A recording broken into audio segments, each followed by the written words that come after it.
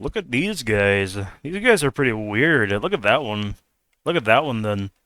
Alright, now look at that one. That one's okay. Anyway, yo, what up? This is World of Tanks, but it's actually the World of Tanks 2.0 hub, which is not in the game, it's a website. But in case you didn't know, WOT 2.0 is coming out on, I believe, September 3rd, and a lot of changes are coming with that because it's 2.0, they kind of have to. I wanted to go ahead and just quickly discuss and look at all the changes that are coming. First of all, this thing is crazy. If you haven't seen the video, they're literally giving you a tier 6 to tier 10 of one line for free, including a bunch of gold and bonds and credits. It's kind of crazy, actually. But I think that this is actually a really nice gift, and I'm very happy about it. It's gonna be a good time. Alright, here's a big thing. Tier 9. Yeah, I can't really say a lot about them right now. They're interesting, and it says that they all have unique mechanics. This is the field modifications for the tier 11s. The thing about this that kinda worries me, because like this replaces like stock and top modules. I'm hoping that this doesn't like push them to be extremely unbalanced. Like I'm hoping that the bonuses from these are like big enough that it makes a difference, small enough that it doesn't make them like overpowered in a sense. There's definitely going to be people that spend a bunch of money to just get all of them, like first day. I know that's going to happen, so that's going to be fun for people. This is the Taschenrad with auxiliary weapons. Pressing the activation button fires your vehicle's auxiliary weapons at the target. This additional firepower comes with its own reload cycle, independent of the main gun. Oh, I see. So it's kind of like the Maus in real life, how it had the side 75. You can do that War Thunder thing where you bait people out and shoot in the quarter. This is the KR-1, who can ram. Drawing on design experiences from earlier models, this vehicle is specially configured for deadly ramming attacks. Structural reinforcements allowed to deal more damage when ramming enemy vehicles, giving an upper hand in close quarters encounters. Man, that's gonna suck for everyone. It deals so much damage. Oh god. And it breaks tracks instantly. T-803 with semi-automatic ammo rack. Every time you hit an enemy with a shell, you gain a reload efficiency level, temporarily boosting your gun's reload speed. Levels accumulate with each hit. Destroying an enemy vehicle with a shell grants additional reload efficiency levels. Oh, I see, and then it goes up and then it slowly goes down. So basically, if you're in combat, if you're in like a brawl, then you can just build up reload and then just look at everyone else and then keep it up, keep knocking things out.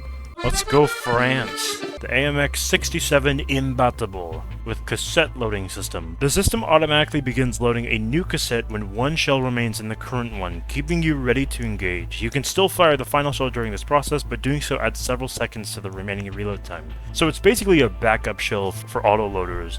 So you can fire off 3, which is what a lot of autoloaders have, and then you have a 4th one, but you can save it to reload the other 3, or you can just fire it off. The FV4025 Contriver with Salvo Fire Mode. I think we all know how this works. Offers double damage and improved stabilization at the cost of mobility, accuracy, turret traverse, speed, and aiming time. Best used in close combat. So it's the same as the other double-barrel British heavies. It's kind of fair that it keeps the same mechanic. It's already a pretty fleshed out mechanic, so it doesn't feel like it's a mechanic that needs a lot of tinkering with.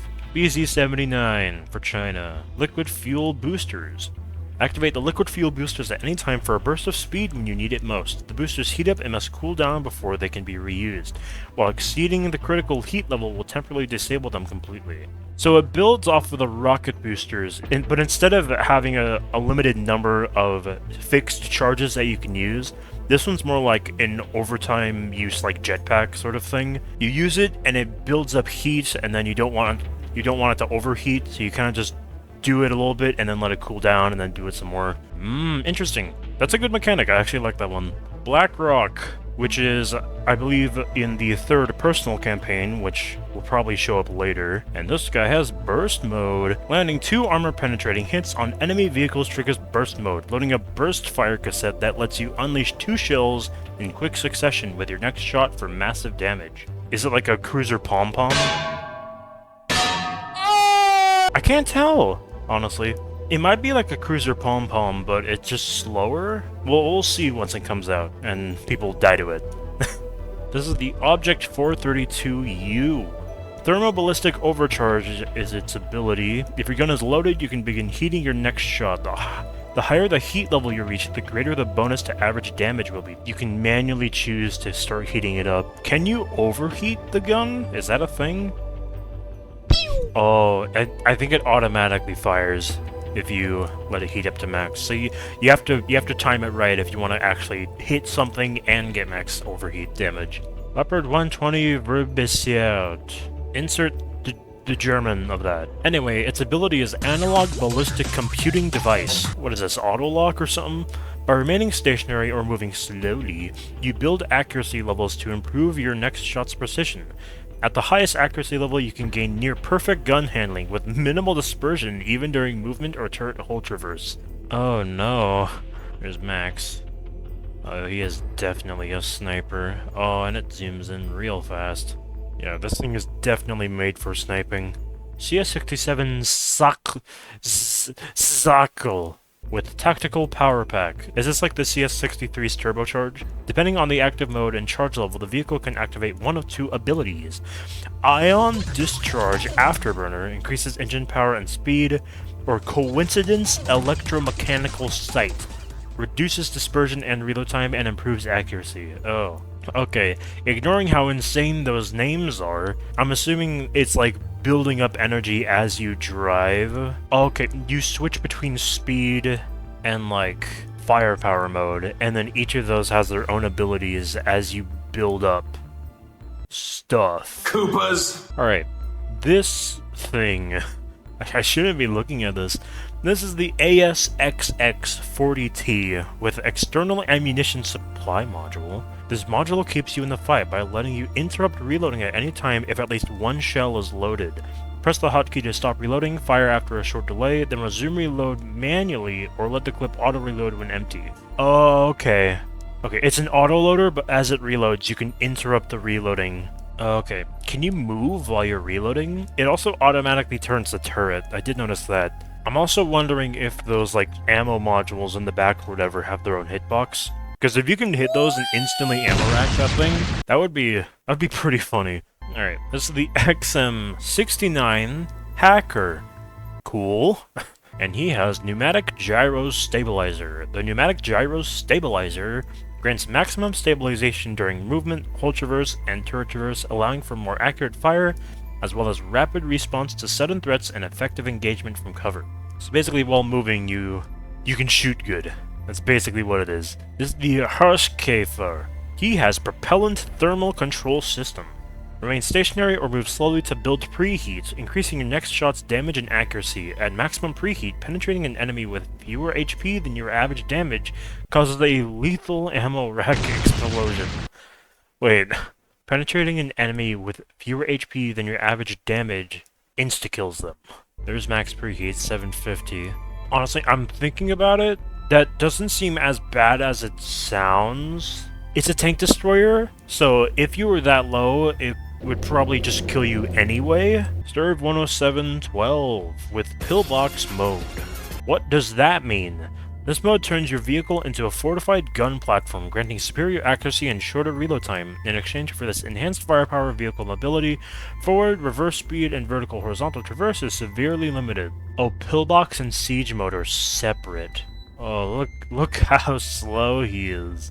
So it builds off of siege mode and just cracks everything to the extreme, basically. 1 kilometer. This is the ATFV-230 Breaker with direct drive. This mode provides a significant boost to engine power and top forward speed. The longer you drive forward, the higher your acceleration. This lets you surge across the battlefield and cover large distances with ease. So basically, as you drive, your engine becomes more powerful. And then you hit the max, and then you're going. So it's really good for repositioning. And this is the only lighting, the Leckpanzer Borkenkäfer with laser target designator. I think I remember seeing this in one of the trailers. Your next shot applies an effect based on the enemy's spotting status. Hitting a spotted enemy will mark them, meaning they will remain spotted longer and receive more damage. Yikes. Hitting an unspotted enemy will highlight their location with a special marker.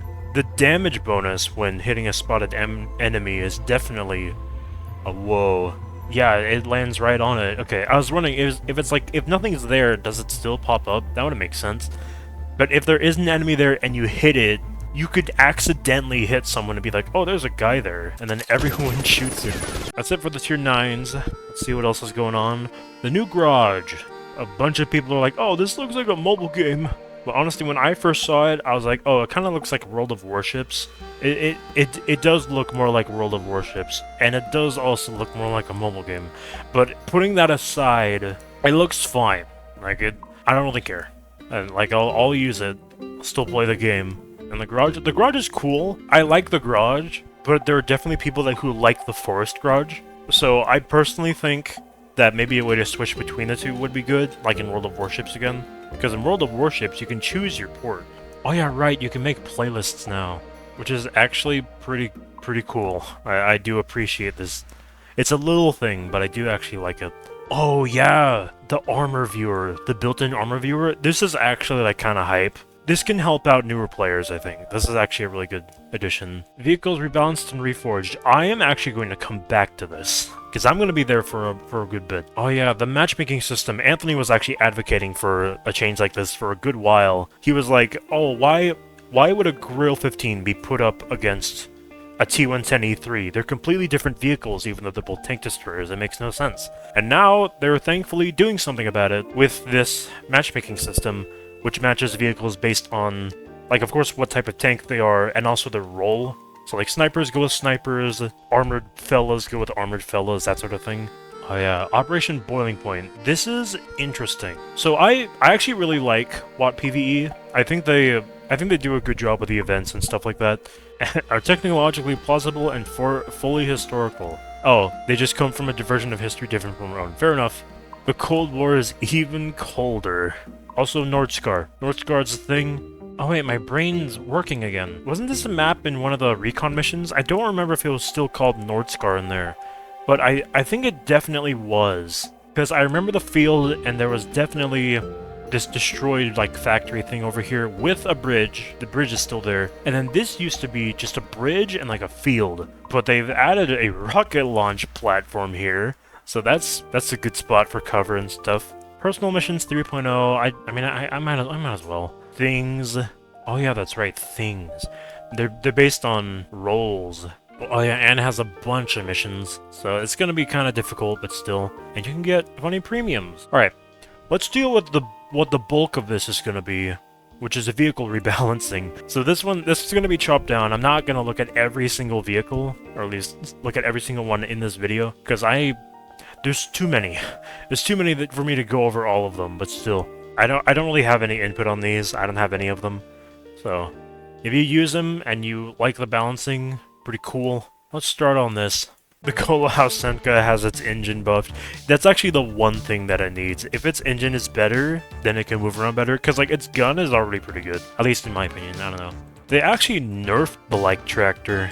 Which, honestly, it's fair. That thing was easily the best tier 1 vehicle. It could grind everyone else to bits. So it's probably for the best that they nerfed its guns. FCM-36.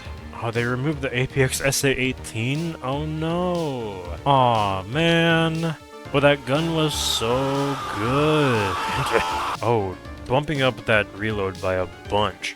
Hago overall buffs. No, they increased the reload on the 57mm. Damn.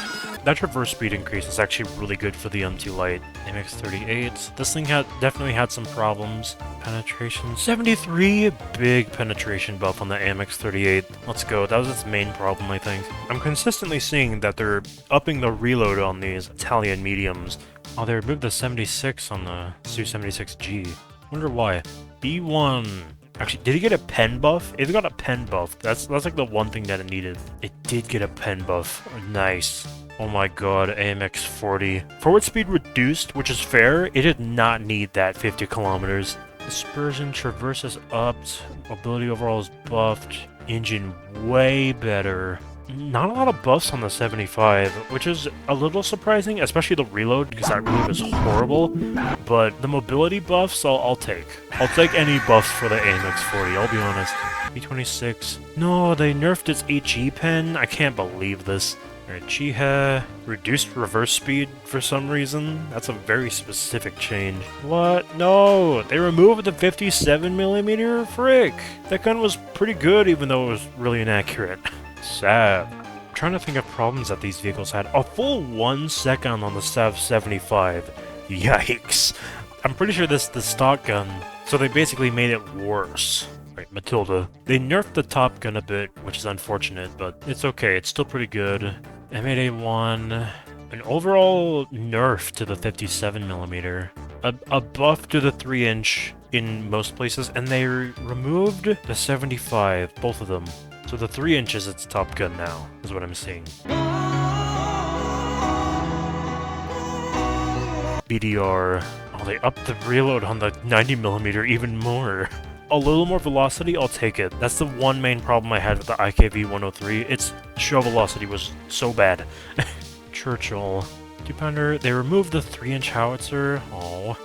They removed one of the 6-pounders and both of the 75s, which is fair. Wait. No, that's not fair. What? They removed the 75s from the Churchill 1, guys. T1 Heavy. They lowered its top speed by 0.4. I can't believe this. Oh, they're buffing the A20. Holy shit. They're removing the automatic SSH and the L11.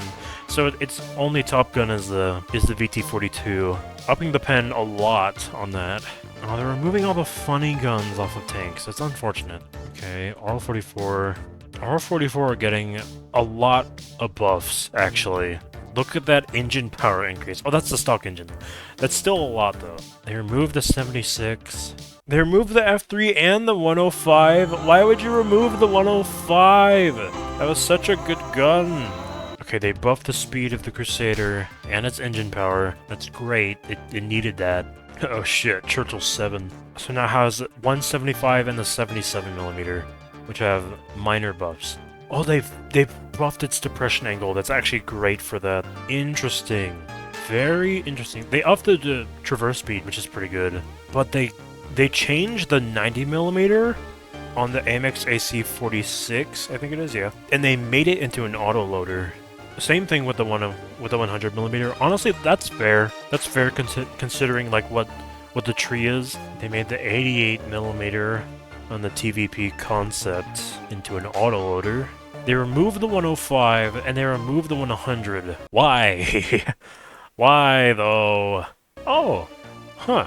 They gave the Oho a 12.7 centimeter. This is the point where I can't really give as much since I don't play tier 9 a lot. Alright, here are all the tier 10s, things which I do not know much at all about, and that is all of them. I've hit up everything on the page. That is what WOT 2.0 is gonna bring to the table. I will definitely try to cut this down a bit, just so that I'm not here forever. If you have any specific thoughts on WOT 2.0, then you can respectfully discuss them in the comments. The keyword there is respectfully.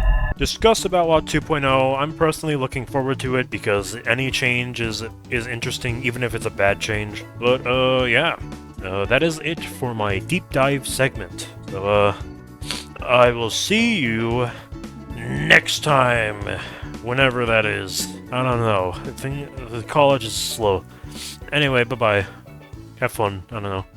Goodbye. I'm sick. I'm getting sick. My throat hurts.